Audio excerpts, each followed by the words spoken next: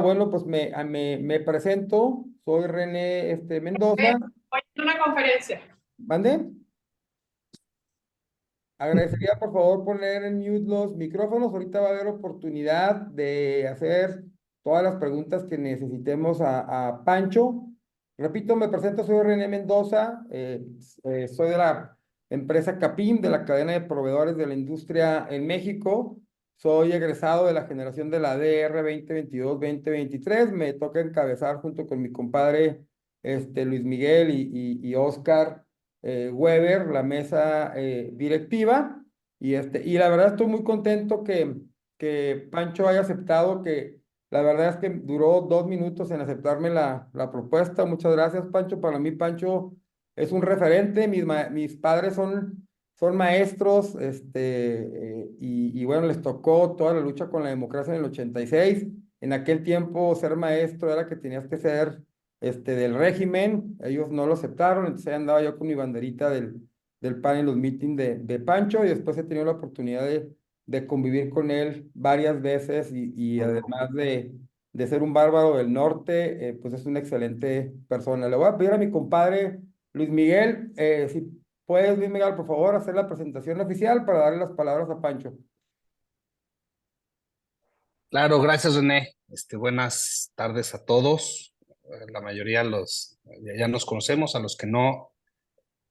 Yo hoy tengo la fortuna de ser el director de asuntos corporativos para Orley Sports. Entre otras cosas, somos dueños de equipos de fútbol, Santos Laguna, como platicamos hace rato, el Atlas de Guadalajara, y tenemos uno en la segunda edición de España, que es el Sporting de Gijón. Esto nada más como anuncio para quienes nos conocemos, ¿no? Y Pancho, muchas gracias. Creo que el ser humano está condenado a repetir la historia si no aprende de la misma, y creo que mucha de tu lucha en tu trayectoria, pues hoy tenemos que volver a vivirla en esta regresión que creo que hemos vivido como país, y sobre todo que las generaciones que van a hacer la diferencia en estas elecciones, pues no la vivieron, ¿no? Yo creo que las últimas que nos acordamos de lo que sucedía en los ochentas, en los noventas en la política, sí somos una parte importante de la población, pero vienen muchas nuevas que vivieron siempre en un México en donde el PRI ya no gobernaba, en donde hubo alternancia, porque volvió el PRI, y en donde ahora tenemos retos importantes hacia adelante, ¿no? Entonces, muchas gracias por el tiempo. Les platico a todos un poco sobre Pancho. Nació en Chihuahua en noviembre de 1950, está casado, tiene y tuvo 6 hijos, es licenciado en Contaduría Pública y Maestría en Administración de Empresas. Sus actividades de representación y de gobierno: él fue presidente del Centro Empresarial de Ciudad Juárez del 81 al 83, presidente municipal de Juárez del 83 al 86, candidato a gobernador estatal de Chihuahua en 1986, miembro del Consejo Estatal y Nacional del Partido Acción Nacional desde 1986 hasta la fecha, gobernador del estado de Chihuahua del 92 al 98, secretario de Contraloría y Desarrollo Administrativo dentro del gabinete del presidente Vicente Fox de diciembre del 2000 a marzo del 2003, diputado federal y coordinador del grupo parlamentario del PAN en la Cámara de Diputados de agosto del 2003 a febrero del 2005, embajador de México en Canadá de febrero del 2009 a mayo del 2013, y ha ocupado numerosas posiciones gerenciales y de dirección en los sectores público y privado. Es fundador y accionista de diversas empresas mexicanas y americanas, ¿no? Entonces, dicho eso, Pancho, no sé si me haya olvidado algo, pero muchas gracias y el foro es tuyo. Muy amable, Luis Miguel, y muchas gracias a todos. Bueno, pues ahí mencionabas tú que el último cargo que tuve en la función pública fue el de embajador, de donde regresé en abril de 2013, ya poco más de una década. Y desde entonces me he mantenido muy ajeno a la actividad política y a la vida pública en general. Eh, en reiteradas ocasiones, compañeros se han acercado pues a insistirme en que me postulara para algún otro cargo o que compitiera para tal o cual posición. Y no, pues la verdad es que yo ya no quería saber nada de nada de esto. Yo dije, bueno, pues yo ya di lo que tenía que dar y ya ahora otras cosas. Y la verdad, pues estaba muy en paz, muy dedicado a mis cosas, pues a los negocios que tengo, a leer, a escribir un poco y, y de veras muy, muy reacio a volver a involucrarme en la vida pública. ¿Y por qué es que ahorita ando otra vez a todo lo que doy, otra vez metido aquí en la política? Bueno, pues porque lo que estoy viendo en el país, pues francamente me alarma. Me alarma la tendencia que llevamos, el rumbo que llevamos, las cosas que yo estoy viendo que están ocurriendo y lo que de alguna manera presagian todos estos eventos y todas estas intenciones que vemos en el actual grupo gobernante. Eh, yo veo de veras, sin exagerar, creo que sin exagerar, veo cómo vamos pero a marcha acelerada hacia una dictadura. Así para decirlo rápido y claramente, vamos directito a una dictadura. ¿Por qué digo esto? Pues porque hay muchísimos signos que así nos lo muestran. Miren, López Obrador en sus campañas, en las 3 campañas por la presidencia, siempre, siempre criticó muchísimo que el ejército estuviera involucrado en temas de seguridad pública. Y él decía, voy a regresar al ejército a los cuarteles. Una y otra y otra y otra y otra vez lo dijo a lo largo de los 18 años. Siempre, siempre decía que el ejército tenía que regresar a los cuarteles. Y lo que hemos visto es justamente lo contrario.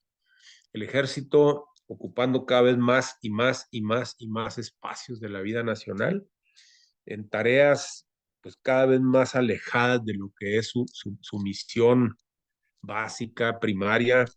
Ahora lo vemos pues no solamente construyendo aeropuertos y refinerías, ahora lo vemos administrando líneas aéreas y lo vemos haciendo el mantenimiento de las carreteras y distribuyendo la turbocina en el país.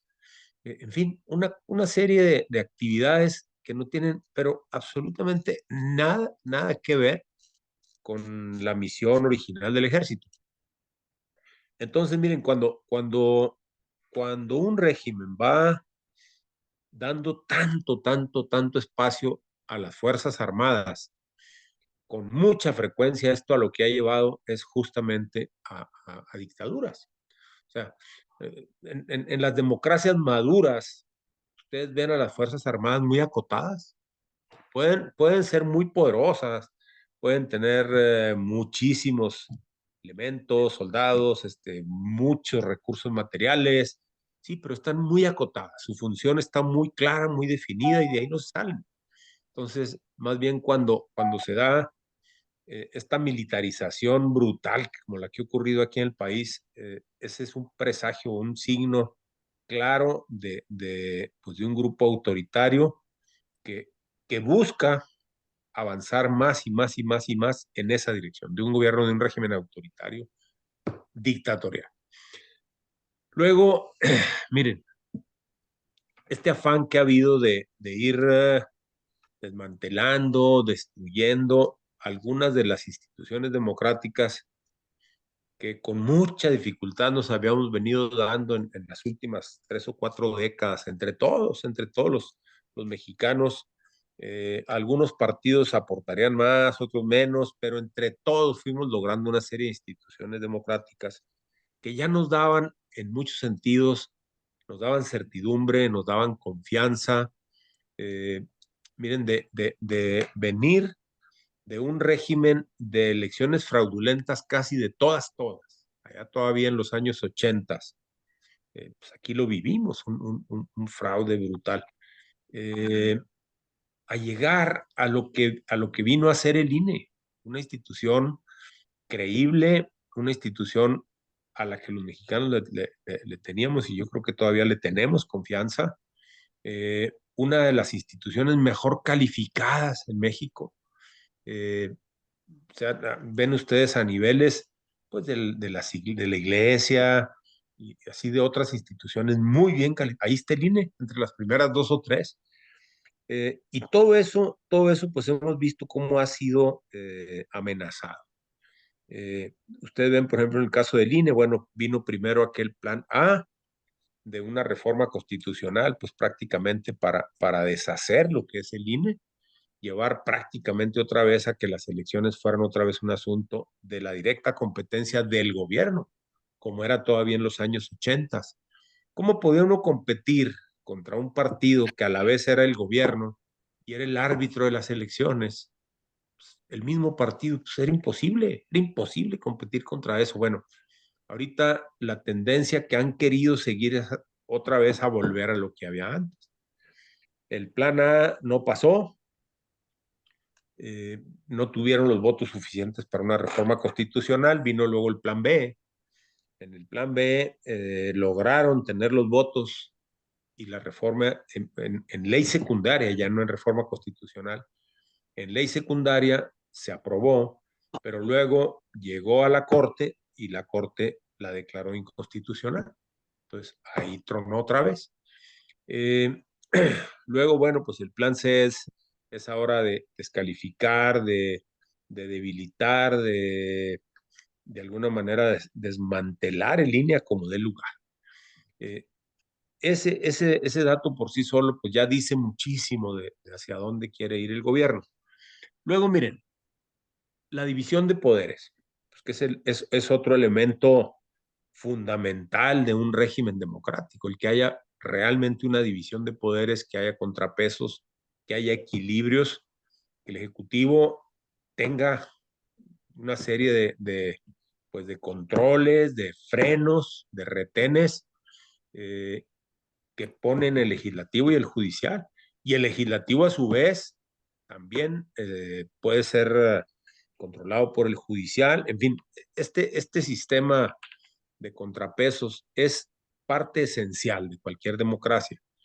¿Qué ha venido pasando aquí? Bueno, pues primero, por un lado vemos el poder legislativo prácticamente entregado, pero sin recato alguno, al poder ejecutivo. O sea, ¿cuántas iniciativas hemos visto en el último año, por ejemplo, los últimos 2 años, que han sido aprobadas en el Congreso sin quitarles o agregarles una coma de lo que mandó el presidente? O sea, tal cual, tal como viene la iniciativa, así se aprueba. Hijo, pues eso habla verdaderamente, hombre, de una actitud lacayuna de los diputados y de los senadores. De veras es un Congreso totalmente sometido, que dejó pues de cumplir esta función de contrapeso. Fíjense ustedes, si me permiten aquí una pequeña digresión. Cuando estaba allá en Canadá, bueno, hubo muchas cosas de aquella sociedad que a mí me impresionaron mucho. Una de estas, allá los ciudadanos cuando van a votar una elección federal, el único voto que emiten es para elegir al diputado federal. No eligen ni al primer ministro, no eligen al senador, eligen al diputado federal. Y entonces, una vez que pasa la elección, el partido que tiene el mayor número de curules puede formar gobierno. Si tiene más del 50% de las curules, ese partido ya es gobierno. En automático ya es gobierno y el líder del partido es ya el primer ministro.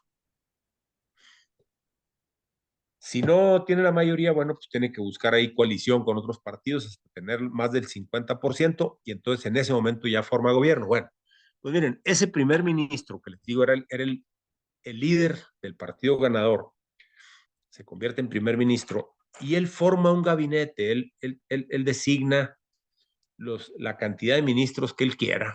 No es como aquí que están ya definidos en la ley orgánica. Ya él puede decir, pues había 18 ministerios, ahora quiero 20 o 25 o las que sea, o al revés, consolidaba algunos. Entonces él nombraba los que él quisiera, pero fíjense, dato interesante, los ministros, todos tienen que ser diputados, por eso se llama régimen parlamentario, porque salen del parlamento los integrantes del gobierno. Y luego el dato todavía más interesante es que estos diputados no piden licencia, siguen siendo diputados, siguen en funciones como diputados y al mismo tiempo son los ministros del gobierno. Entonces siguen asistiendo a las sesiones. El primer ministro es diputado y sigue asistiendo a las sesiones. y un día de la semana está dedicado única y exclusivamente a cuestionar a los ministros y al primer ministro. O sea, en los miércoles era el question time, y ese ante la televisión nacional los ponían de veras contra las cuerdas a los ministros y al primer ministro, de veras así en cuestionamientos rigurosísimos, agresivos, fuertes, fuertes, fuertes. Pues caray, cualquier cosa, cualquier irregularidad que pudiera haberse dado, ahí la sacan. Y entonces eso obliga a los gobiernos pues a moderarse en muchísimas cosas, a no incurrir en conductas descaradas y cínicas de corrupción o lo que sea. Bueno, ese primer dato. Luego, mire, yo les decía, el primer ministro nombra a sus ministros. El líder del partido que tenga el segundo lugar de número de curules se convierte allá en el líder de la oposición oficial, así se llama, la oposición oficial, que está reconocida en la Constitución. La oposición oficial es una figura del Estado canadiense. Para que se den idea, el gobernador general, que es el representante del rey, es la figura número uno del Estado canadiense, aunque no manda, no gobierna. Luego el número dos es el primer ministro, el número tres es el líder de la Cámara de Diputados, el cuarto es del Senado y el quinto es el líder de la oposición oficial. Así en ese rango, digo, en esa orden de precedencia van. Cada uno de estos que les mencioné ahorita tienen una residencia oficial con toda la mano. Entonces, el líder de la oposición oficial tiene su residencia oficial y luego, fíjense, aquí viene lo más interesante. Ese líder de la oposición nombra por cada ministro que haya nombrado el primer ministro, él nombra un crítico. Entonces, hay un ministro de defensa, él nombra el crítico de defensa. Hay un ministro de finanzas, crítico de finanzas. Y así, para cada uno de los ministerios hay un crítico. Y ese crítico tiene una oficina bien montada, con bastante personal, con presupuesto, con todo tipo de recursos. Y entonces es una oficina, es una mega auditoría la que tiene cada ministerio encima. O sea, están estos críticos dedicados a estar todos los días, todos los días, todos los días sobre el ministerio, buscando a ver qué cosas les pueden reclamar, qué cosas les pueden señalar. Es impresionante. Alguna vez fue el crítico de migración, fue ahí a la embajada y estuvimos platicando.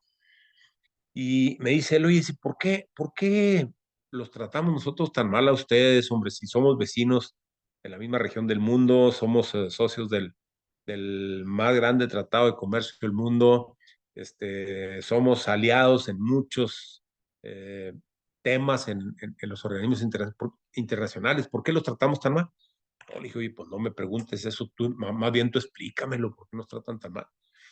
Dijo, pues porque este gobierno no tiene sensibilidad y se puso a echarle al gobierno. Entonces me dijo él, dijo, a ver, yo sé que están batallando ustedes muchísimo con el tema de las visas, que se cometen muchas arbitrariedades, que a gente muy, muy respetable de México le niegan la visa.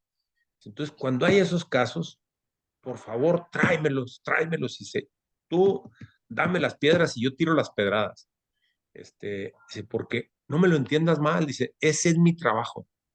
Para eso me paga a mí el pueblo canadiense, para que yo esté señalando, reclamando, denunciando. Entonces, fíjense la importancia que se le da en esas democracias tan maduras a la oposición, a que haya estos contrapesos reales que obligan a que el gobierno marche bien. Aquí, lo que por años y años y años y años se ha buscado siempre es a las oposiciones descalificarlas, minimizarlas, eh, prácticamente debilitarlas lo más que se pueda. Y ahorita, pues eso es lo que ha venido pasando. O sea, el Congreso entregado al presidente, las oposiciones muy mermadas, también han hecho lo suyo para estar tan amolados en los partidos de oposición.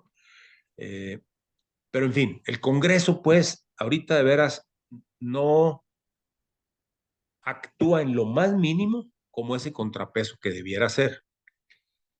Luego, miren, ya ahorita mencioné que la Suprema Corte, cuando se intentó pasar esta reforma ya no constitucional, sino reforma a la ley secundaria, la Corte la declaró inconstitucional. La Corte tiene 11 ministros y cuando se trata de una acción de inconstitucionalidad, tiene que darse por el voto de las 2/3 partes de los ministros, tienen que ser 8 de los 11.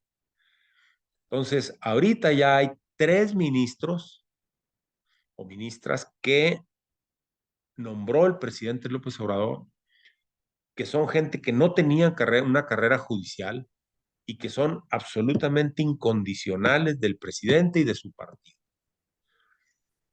¿Cómo nombró a la última?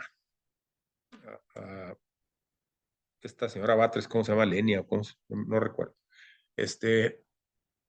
¿Cómo la nombró? Pues mandó una terna al Senado, una terna que yo estoy seguro que él sabía que esa terna le iba a ser rechazada. ¿Por qué?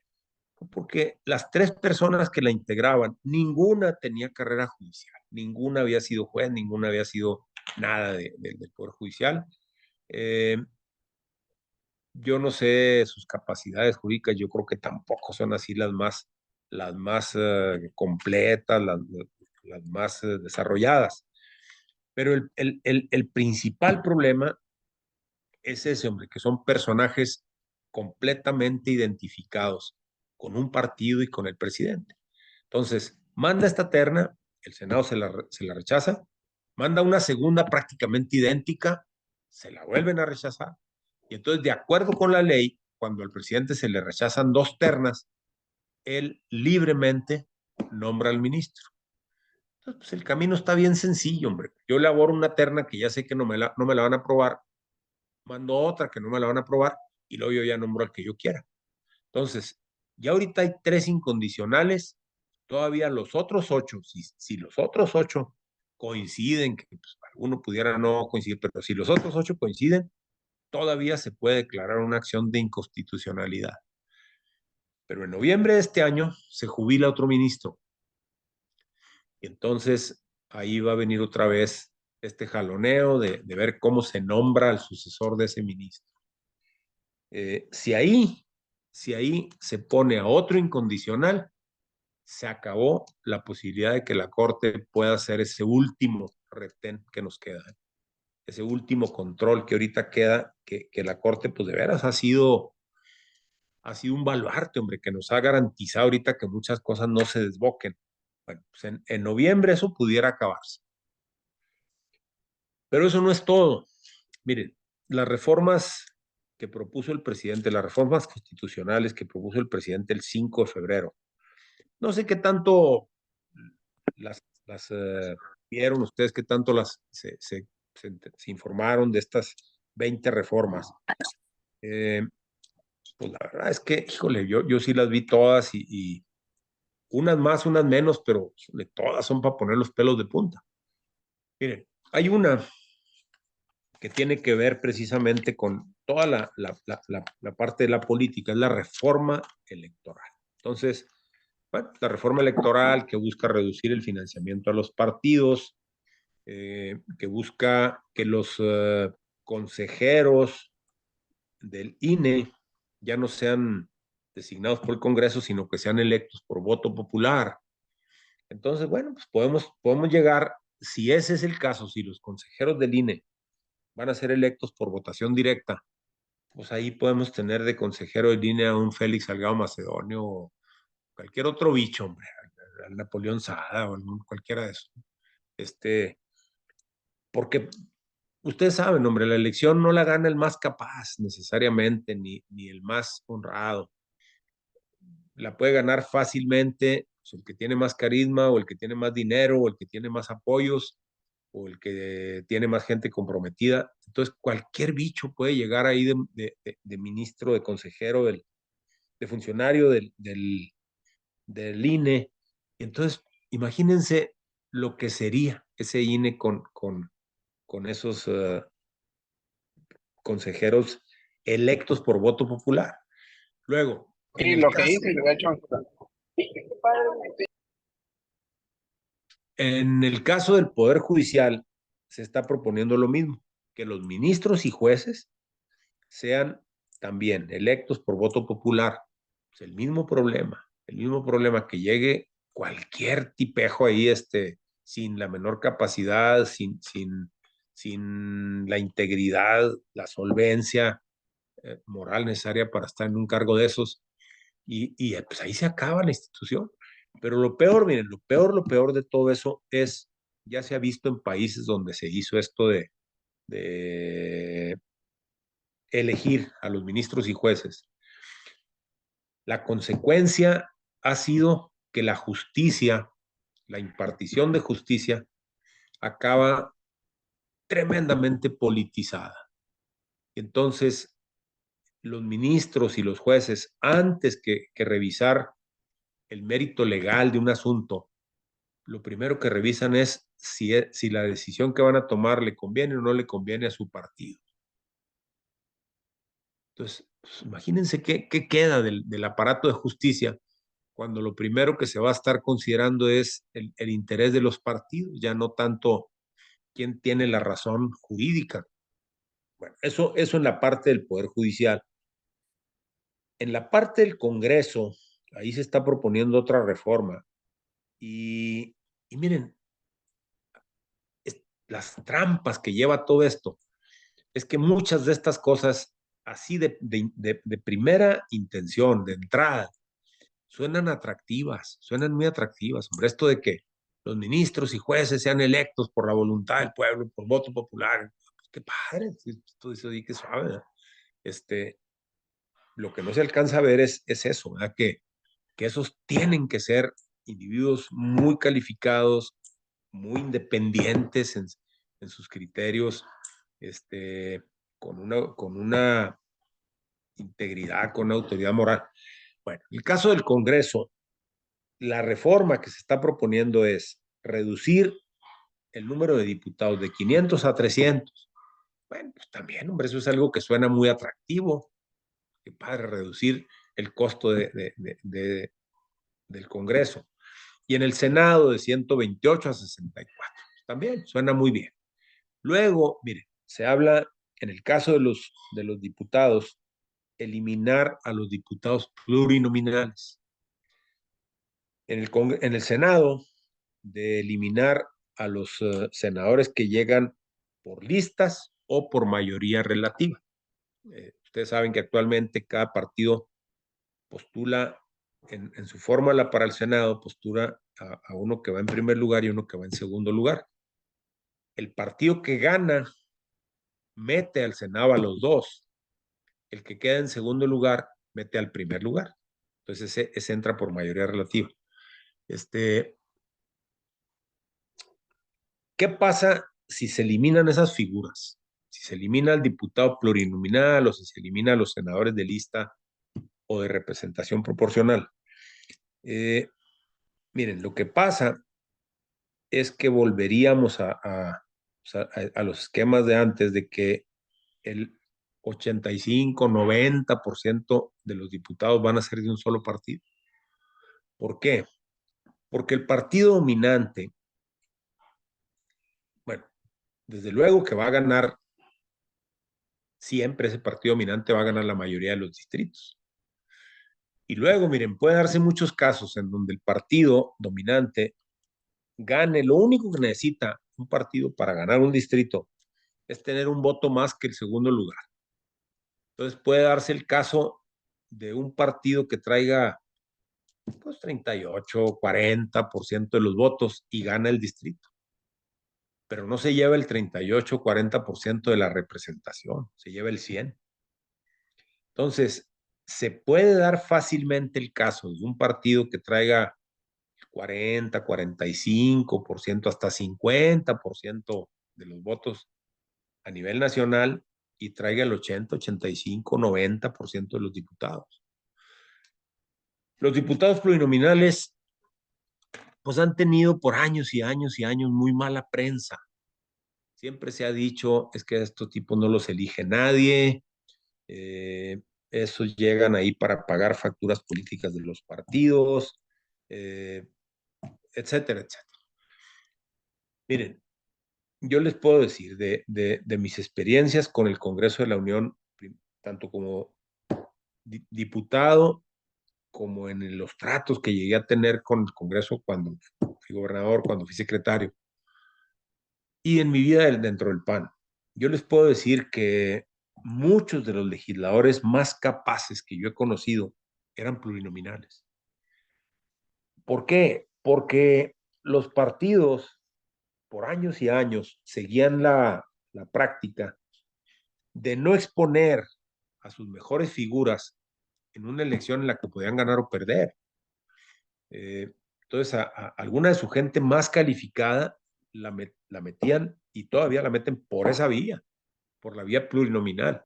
Yo les puedo decir de compañeros míos del PAN que no eran atractivos como candidatos, no eran tipos carismáticos, eran tipos así medio apagadones, pero eran unas super pistolas.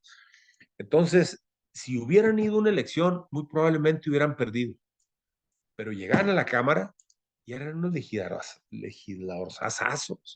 Entonces, eso de que no representan a nadie, no sirven para nada, bueno, eso hay que calificarlo. Pero digo, también es cierto que muchas de esas posiciones sí se han usado, también eso hay que reconocerlo, sí se han usado para pagar facturas políticas. Esa es una realidad también. Pero la utilidad de los diputados pluris, no nomás aquí, hombre, en otros países donde antes, mucho antes que aquí existieron, por ejemplo en Alemania, eh, para lo que sirve esa figura del diputado plurinominal es para balancear el número de los integrantes de la Cámara a que se parezca mucho más a la composición que tiene el electorado en cuanto a sus preferencias de partido.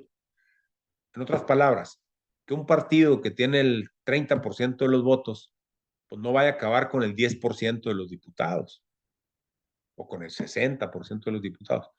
Es un partido que tiene el 30, más o menos, acaba teniendo el 30%.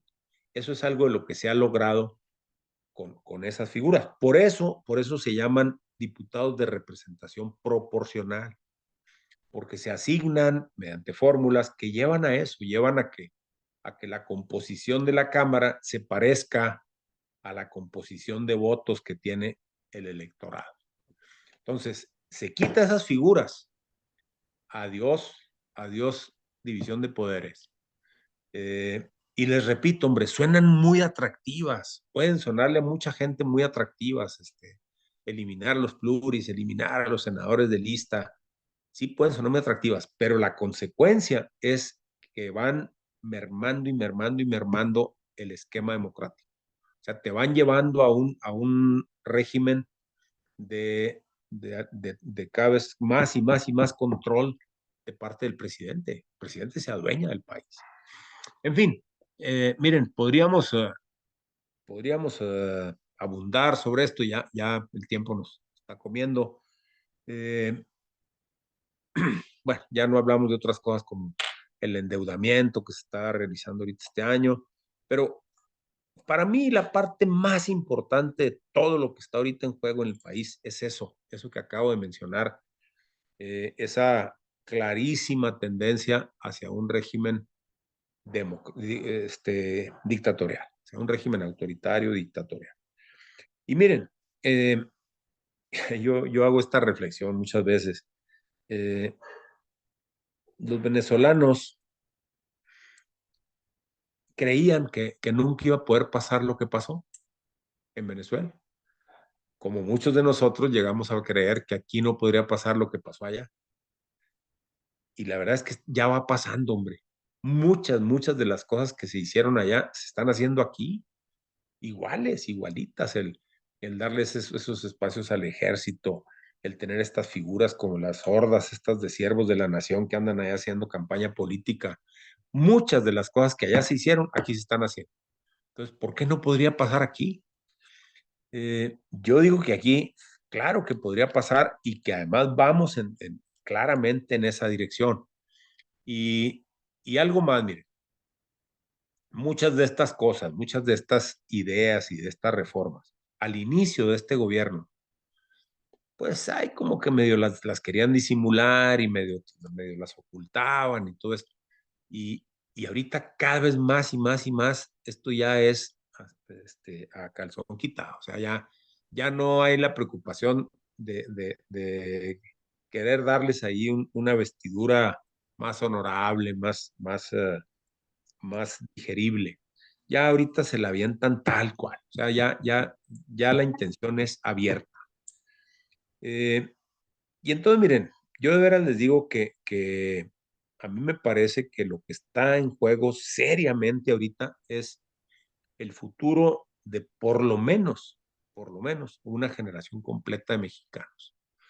Eh, lo que hemos observado en el mundo a lo largo de décadas es cuando un grupo con estas tendencias autoritarias, dictatoriales, se adueña de un gobierno y logra quedarse ahí una década, lo que ha pasado siempre es que se quedan 3 o 4 décadas. O sea, se constituye una dictadura que ya no la mueves, ya no la quitas con nada. Vean a Maduro, ¿cómo lo quitas? ¿Cómo quitas a Maduro? Y Hugo Chávez llegó a través de las urnas. Entonces, para mí de veras lo que está en juego es eso, es el futuro del país en los próximos 30, 40 años. Claro, pues, digo, nunca sabe uno qué puede pasar, las cosas pudieran no darse así, pero yo creo que hay una probabilidad, por lo menos real, de que las cosas nos llevaran en esa dirección. Y miren, yo les quiero hacer una última reflexión. Eh, si cualquiera de nosotros va ahí a un casino y pone $100 ahí en el tapete de la ruleta o de los dados o de cualquiera de los juegos, pues sabes que la probabilidad de ver en contra tuya, o sea, la casa lleva ventaja siempre, tienes una probabilidad mayor de perder que de ganar. Sin embargo, tú dices, bueno, pues, no me va a pasar nada si pierdo $100. Pero ¿qué pasa si se trata de jugar ruleta rusa?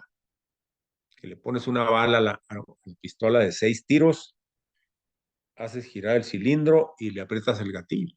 Pues las probabilidades son 5 contra 1 de que no te pase nada. O sea, la probabilidad juega abrumadoramente en favor tuyo. Nomás que el tamaño de la consecuencia, si la probabilidad realmente te resulta en contra, pues es letal. Entonces yo digo que aquí aplica eso. Si la probabilidad es alta o es baja, pues eso podría discutirse mucho. Yo creo que no es tan baja, pero independientemente de si es más o menos alta, el posible resultado, la posible consecuencia puede ser devastadora para nosotros y para la generación que sigue, por lo menos una generación más. Así que yo lo menciono esto pues simplemente para decirles que estamos ahorita en una coyuntura en la que no hay excusa para que ninguno de nosotros deje de involucrarse y deje de participar con todo en lo que ahorita está ocurriendo. Todos, de alguna forma o de otra, podemos ayudar a que gane la alternativa democrática.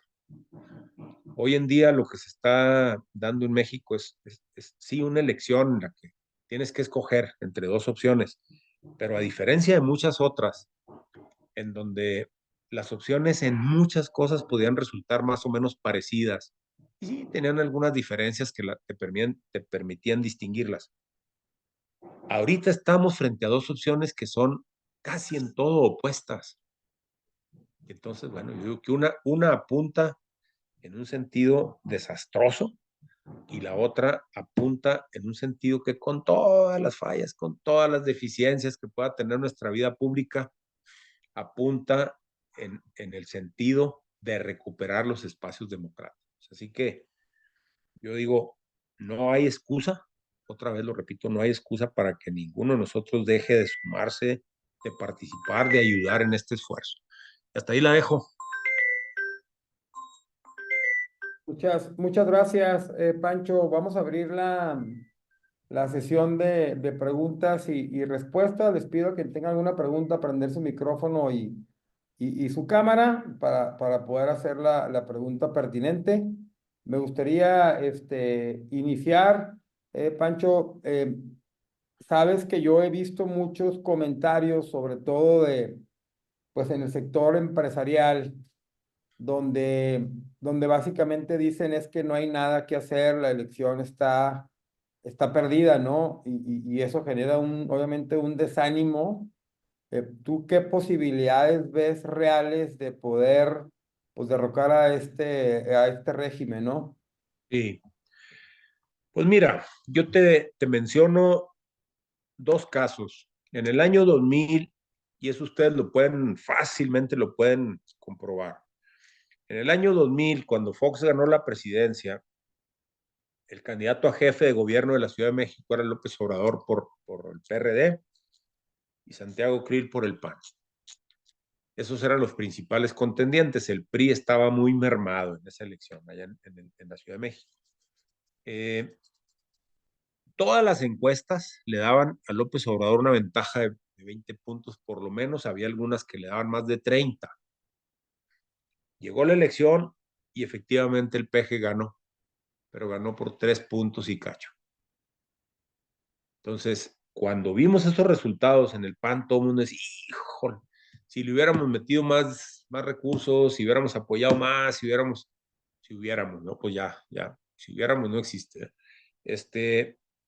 Entonces nos la vendieron, nos hicieron creer que no había nada que hacer. A mí me pidieron una vez que fuera a apoyar a Krill, fui ahí, anduve un día con él haciendo campaña en la Ciudad de México, pero bueno, la verdad es que yo decía, pues, híjole, pues aquí ando aquí desperdiciando tiempo y dinero y todo eso, pues aquí no hay nada que hacer. Y luego ves ese resultado y pues resulta que había mucho que hacer. Ves el resultado que hubo en el Estado de México, en la elección de gobernador, de gobernadora, hace unos meses, en donde también todas las encuestas le daban a Delfina ventajas superiores al 20% y acabó ganando por 8 puntos, que es una ventaja importante, 8 puntos, pero no son los 20 o 25 que decían todas las encuestas. Entonces, también, pues debemos estar alertas a eso, hombre, ser un poco más escépticos de todas esas encuestas. Hay un experto ahí en encuestas, se me escapa su nombre, creo que es González Cárdenas, no estoy seguro, que ha estado por ahí 2 o 3 veces con Ciro Gómez Leiva y, y que él tiene una metodología especial para hacer estos pronósticos de elecciones. Ha sido el más acertado en las últimas 3 o 4 elecciones presidenciales. Y de acuerdo con él. No me fui arriba de. Perdón. No, no, quiero un micrófono que se abrió, Pancho, adelante. Ok. De acuerdo con él, todavía ayer o hoy, no sé cuándo fue, ahorita estaba viendo ahí un video de esta entrevista con Ciro, él dice, lo importante ahorita es la tasa de conversión de switchers a leales. Sí, y ahorita lo que estoy viendo pues, lleva a que claramente Xochitl puede ganar. Entonces te digo, mira, yo no acepto esto de que ya las encuestas ya están perdidas. Yo muchas veces he visto así encuestas que te ponen abajo y el resultado es otro. Bueno, aquí en nuestro estado, en el 2016, todavía una semana antes de las elecciones, Javier Corral estaba 8 puntos abajo en las encuestas y ganó. Entonces, pues no, hombre, la única encuesta que vale es la del mero día de la elección. Mira, ok, sí puede que pudiera ser que estuviera de veras la ventaja muy clara en favor de esta señora, a lo mejor. Pero bueno, oye, si estás viendo lo que está en juego, pues que no vale la pena de todos modos hacer un esfuerzo, lo que uno pueda.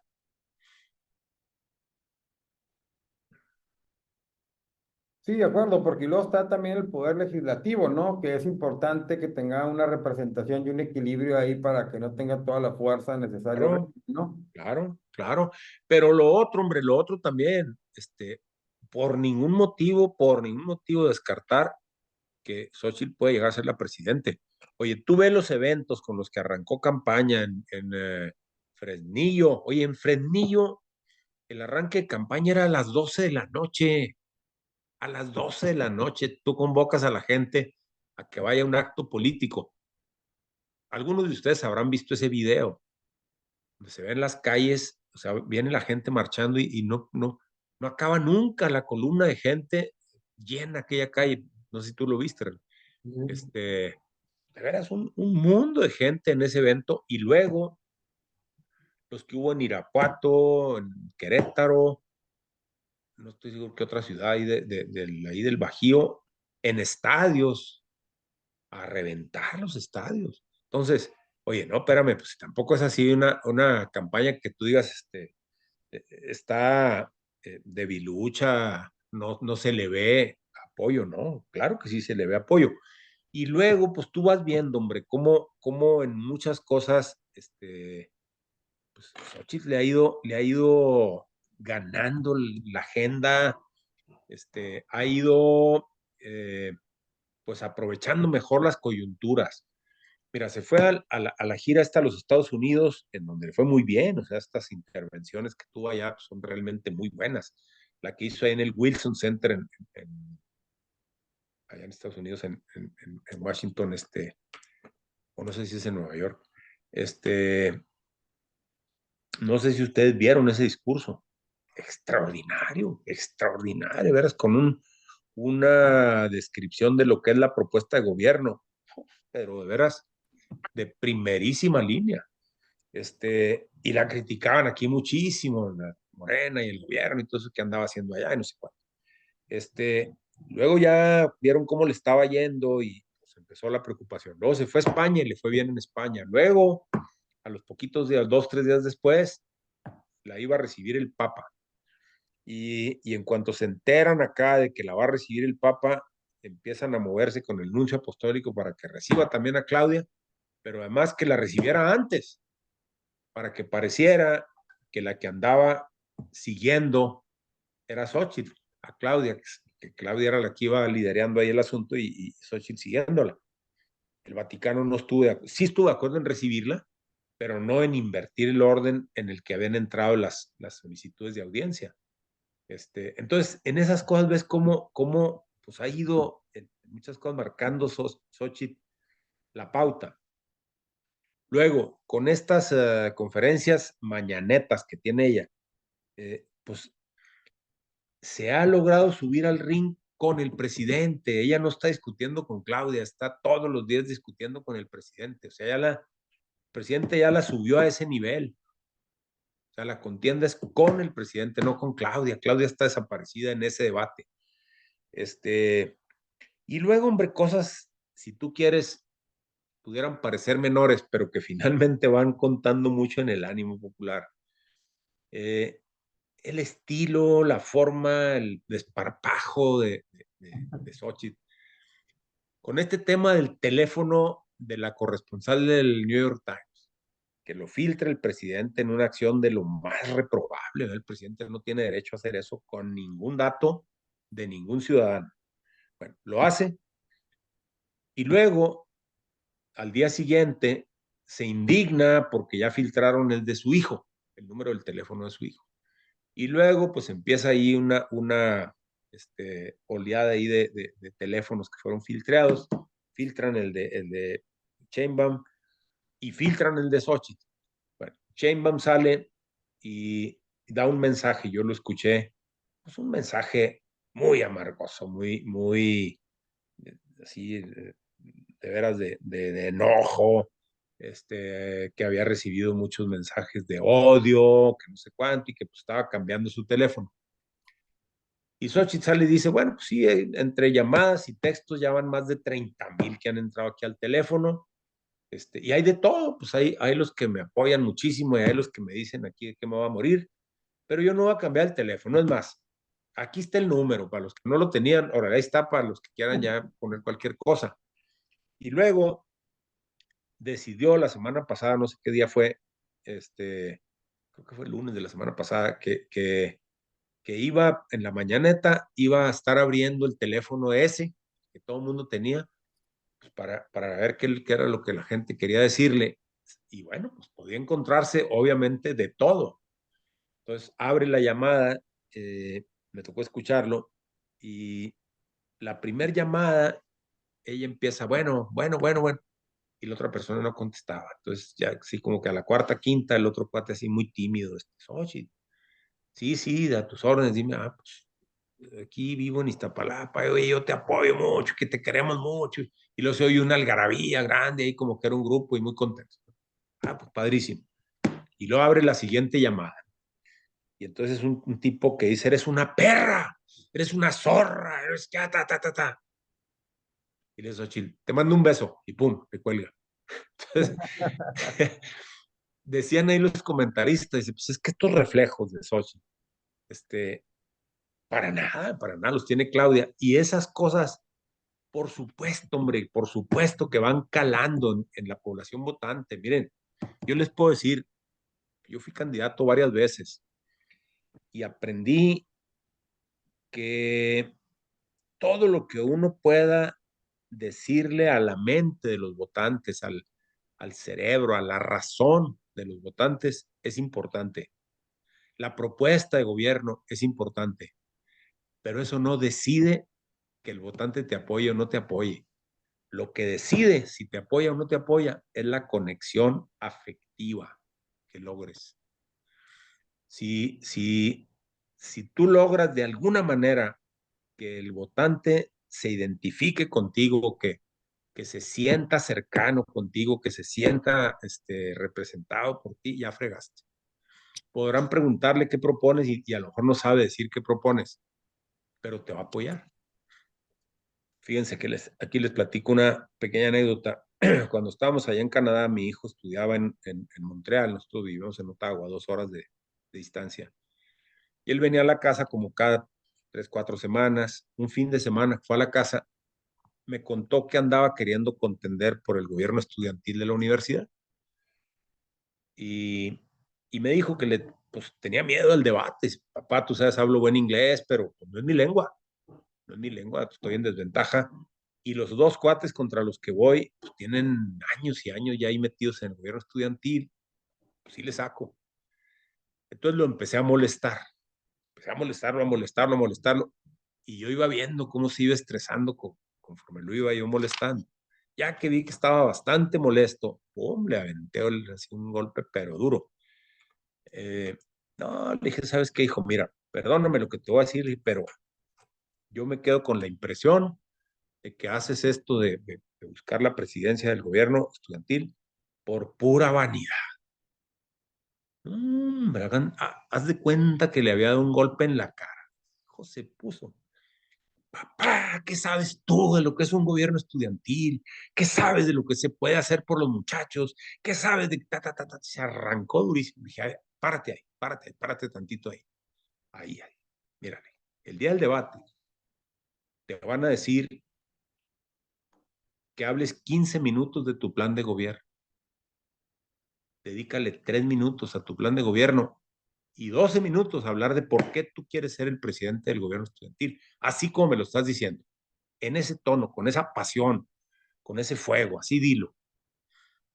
No, pues así lo hizo y pum, arrolló en el debate, le ganó a los otros dos vatos, ni sumados le completaban los votos que sacó él. Entonces, esa parte, Xochitl la maneja muy bien, hombre. Xochitl conecta con la gente. Entonces, acuérdense, Ricardo Anaya parecía un profesor de catedrático de universidad, era el más brillante de todos. Sus exposiciones, hijo, eran impresionantes, así de articuladas, de claras. Sí, nomás que el vato era un hielo, era un pedazo de hielo, no conectaba con nadie. La vez que yo tuve oportunidad de platicar con él en campaña, le dije, oye, Ricardo, esto necesitas corregirlo, hombre, no conectas. Necesitas ir al corazón de la gente. Pues no, él no lo sabe hacer eso. Fíjate, yo en campaña, tú sabes, presiones, la campaña de gobernador.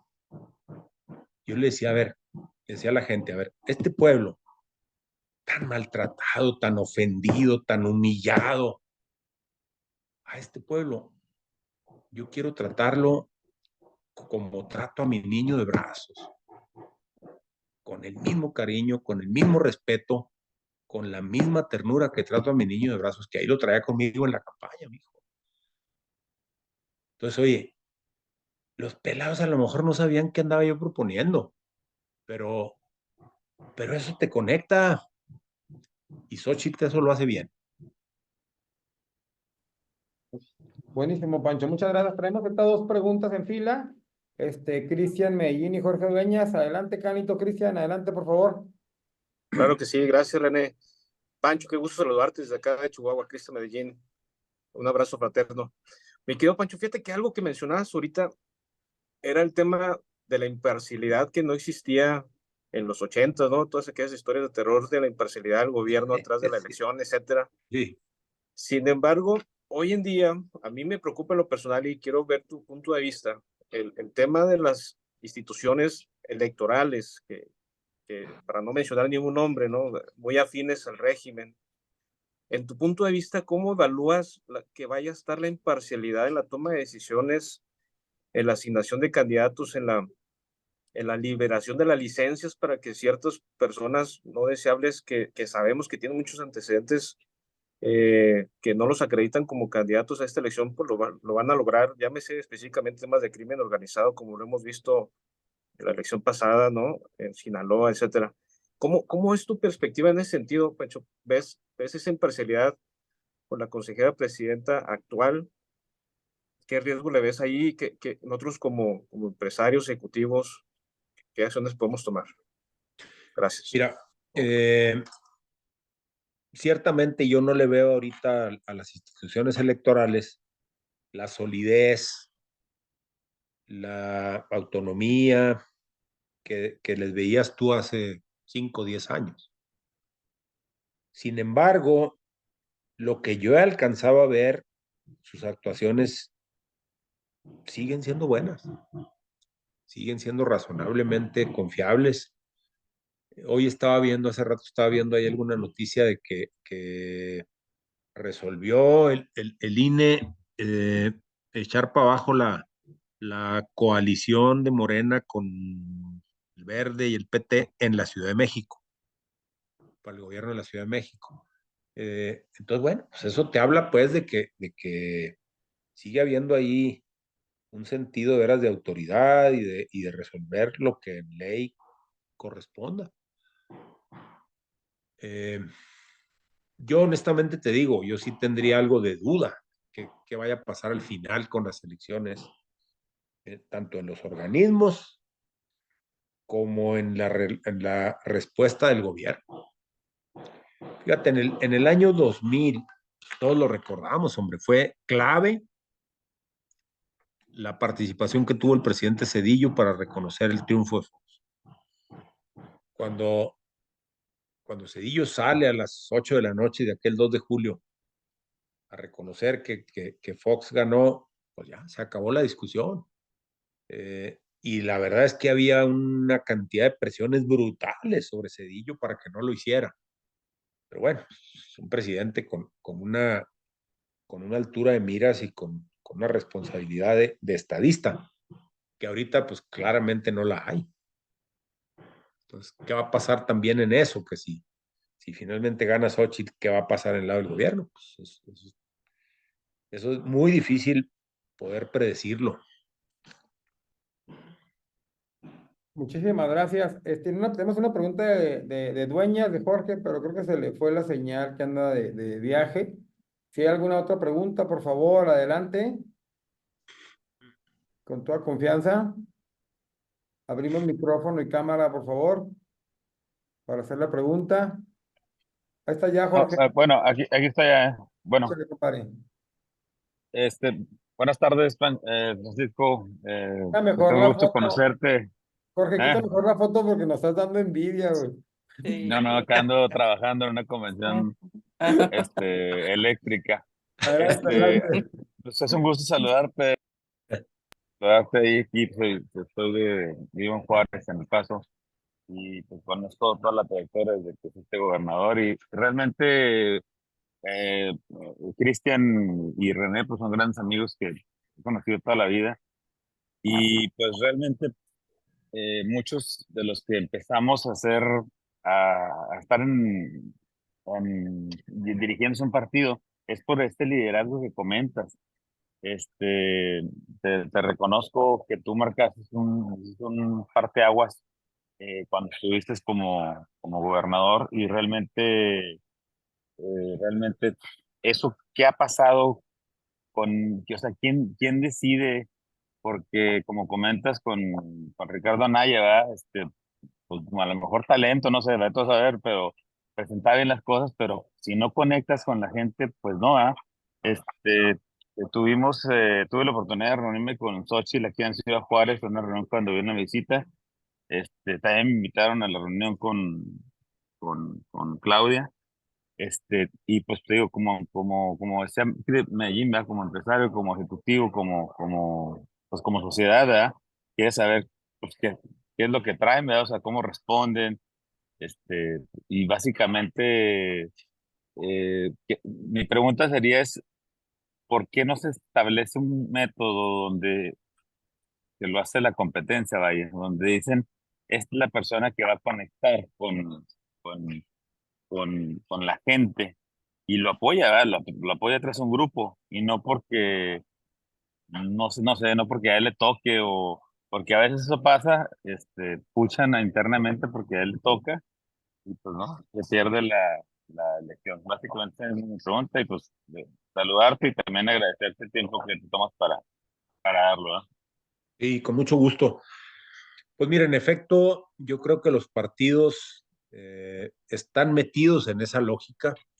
Eh, el PAN por muchos años, décadas, tuvo sistemas de elección tanto de candidatos como de sus propios dirigentes, que eran, pero rabiosamente democráticos. De veras, así era furioso el PAN, furiosamente democrático. Este, entonces, bueno, pues ahí sí el candidato que salía las más de las veces, salía muy legitimado. Eso se ha ido perdiendo. Y cada vez más ocurre eso que tú señalas. Ahora, en el caso de Xochitl, no olvidemos que ese sí fue un proceso que se abrió a la ciudadanía, que hubo oportunidad de todo mundo, todo el que quiso pudo registrarse y votar.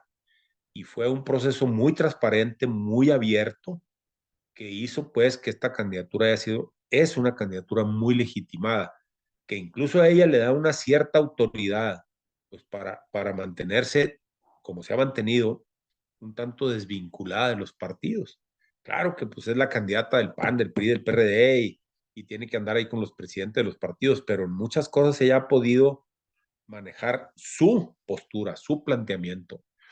Eh, Fíjate cómo llegan a la final ella y Beatriz Paredes, pues que es otra señora, una Beatriz Paredes,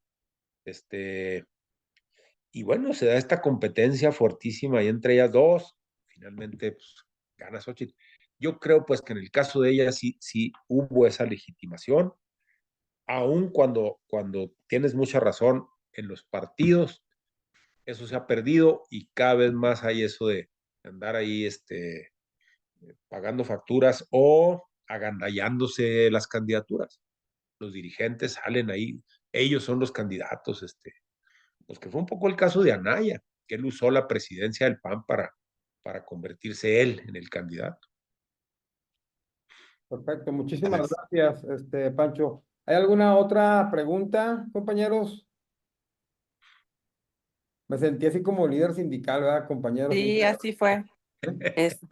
Yo, René, Adelante, Delia. Abrazo. gracias. Muy buena tarde. La verdad estaba escuchando con detenimiento la charla y pues sí, nos remonta muchas cosas.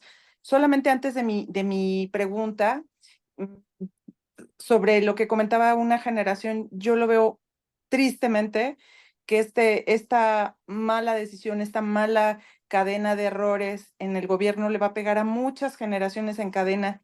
La falta de no tener medicamentos, cuánta gente va a enfermar, cuánta gente va a tener problemas hacia un futuro, y no va a ser una generación, van a ser muchas. Niños que van a crecer incluso tenemos retornos de enfermedades que ya en México no teníamos y que parece mentira que van a empezar a aflorar. Yo quiero hacerle una pregunta y me gustaría así tan, como nos está respondiendo tan transparentemente. Yo soy mujer, no por eso digo que las mujeres somos mejores ni peores, creo que no, somos complemento, pero ¿verdaderamente es el tiempo de las mujeres o es tiempo de moda? Creo que va muy relacionada con lo que Jorge Dueñas decía. ¿Cómo eligen al candidato? ¿Cómo eligen? Yo no quisiera pensar que estas mujeres van porque es la moda, porque hay que darle a la mujer el triunfo. Yo he sido partícipe y sobre todo siempre he dicho que hay que darle el bastón a quien lo sepa usar, porque si no lo sabe usar, sea hombre o mujer, pues estamos perdidos. Este es el tiempo de las mujeres. Tenemos posibilidad de que, bueno, ahorita tenemos una u otra, pero este verdaderamente es el tiempo de las mujeres donde puedan lograr un resultado favorable para los mexicanos, indistintamente de si sea una y otra. Y sí, coincido totalmente. Yo trabajo en el área de, sobre todo, personas, capital humano, recursos humanos, y sí creo que hoy en día las personas, un enfoque fuerte del éxito va muy ligado a la energía que proyectan, a las ganas con la que hablan, cómo se dirigen, cómo se asumen y cómo se ven en un futuro. Y entonces, complementando estos puntos, ¿es tiempo de mujeres? Hoy en día, para ser merecedora a un cargo público, hay que conectar con la gente, en donde se inserta la parte de conocimiento y la parte de la competencia, en este caso político. Eso me gustaría saber. Muchísimas gracias. Mira, primero quiero retomar la idea con la que empezaste ahorita tu comentario, que efectivamente las decisiones de un gobierno pueden tener consecuencias que van mucho, mucho más allá del final del propio gobierno. Un caso que vale la pena comentar es el de Argentina. Argentina, al empezar el siglo XX, era creo que era una de las 5 economías más ricas del mundo. Tú veías a países como Francia, que estaban, pero hasta el cuello de deudas con Argentina. O sea, Argentina así de rico era. El Banco Central de Argentina había celebrado convenios con los bancos privados para que le guardaran oro en sus bóvedas, porque no cabía el oro en las bóvedas propias del Banco Central. O sea, de ese tamaño era la riqueza de Argentina. Llega hacia mediados del siglo un gobierno como el que tenemos, que empieza a regalar todo, repartir dinero por todos lados. Una pareja que se iba a casar le ponía una carta a Eva Perón, y Evita a las siguientes semanas les hacía llegar el ajuar de casa, los muebles de la sala, el comedor, etc. Si tú quieres modesto, todo, pero regalado, todo regalado. ¿Qué pasó? ¿Qué pasó con Argentina? Bueno, pues lo que pasó es que por un lado, pues las finanzas públicas se destrozaron. Nunca desde entonces han vuelto a levantar cabeza en 70 años. Tú ves dónde andan ahorita y no han podido volver a recuperar. Ya no digas la grandeza que tenían, la riqueza, los niveles que tenían. Hombre, ni siquiera unos niveles ya de cierta estabilidad. Entonces tienes mucha razón en eso. Las consecuencias pueden ser de larguísima, larguísima duración. Yo veía mucha gente que decía, no, pues ya le dimos oportunidad al PRI y no funcionó, ya le dimos la oportunidad al PAN, no funcionó, pues vamos a dar la oportunidad a estos al cabo, que si no funcionan en 6 años los echamos fuera. Ah, espérame, es que el efecto no necesariamente se acaba el último día del gobierno. Bueno, esa idea. Ahora, tu segunda parte de tu comentario, de tu pregunta, ¿es tiempo de mujeres o es moda? Yo creo que hay un poco de las dos cosas. Yo creo que sí es un tiempo en el que se va reconociendo el valor de las mujeres, la capacidad, la competencia de las mujeres, y se van cerrando brechas pues que lamentablemente venían así de siglos. Tú sabes cómo sigue habiendo todavía una discriminación a la hora de asignar los sueldos, de asignar las posiciones directivas. Sigue todavía habiendo ahí pues, una serie de trabas para las mujeres, pero cada vez ha sido menos. Cada vez la mujer ha ido teniendo acceso a más y más y más de esos espacios. Y también, pues conforme lo han ido haciendo y lo han ido haciendo muy bien, pues como que esa tendencia se ha ido reforzando. Entonces, yo creo que en ese sentido sí puedes decir es tiempo de las mujeres, porque mira, tú ves, por ejemplo, en muchas universidades americanas, que más de la mitad de los estudiantes son mujeres. O sea, ¿qué va a pasar? ¿Qué va a pasar en los siguientes años si tú estás viendo allá que una proporción mayor de los universitarios son mujeres que hombres? Bueno, pues, van a tener que ir ocupando cada vez más y más espacios de dirección, de mando, de liderazgo. Entonces, sí es tiempo de mujeres. Por otro lado, yo creo que también es un poco de moda.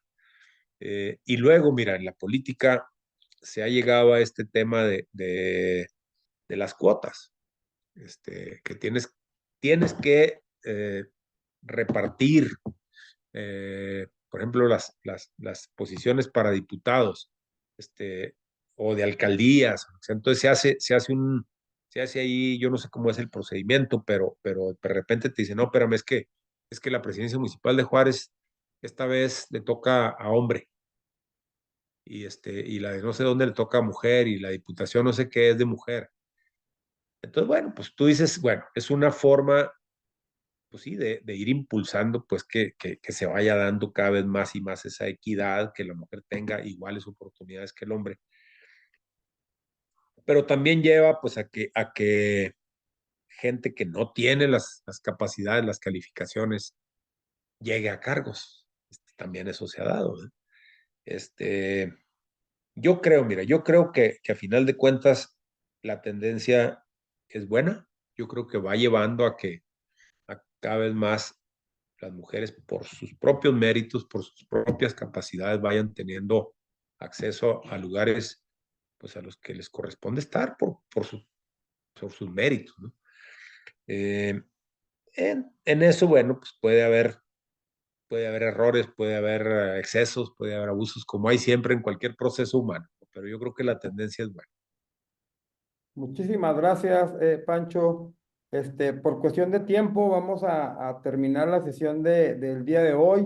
Me gustaría si puedes mandarnos o darnos un mensaje final de cierre, Pancho.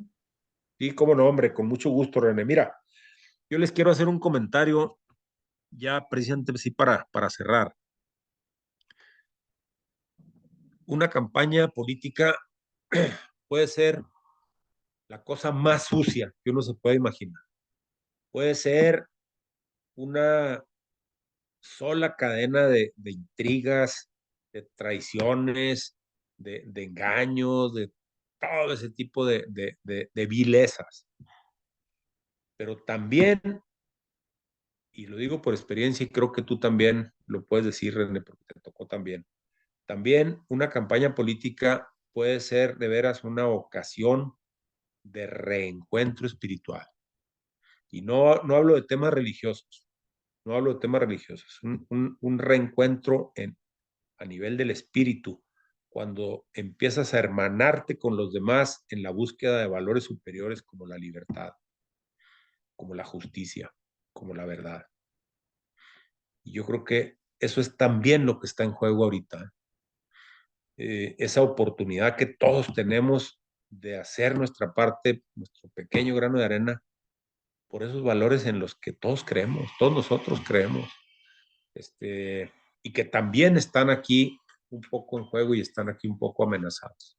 Entonces yo los invito de veras a verlo también en ese ánimo, con esa lente de que una campaña puede ser también ese escenario, esa plataforma desde donde podemos llegar a ese reencuentro espiritual, que nos vamos hermanando, nos vamos reconociendo, identificando como luchadores pues de una causa que está muy por arriba de cualquiera de nosotros.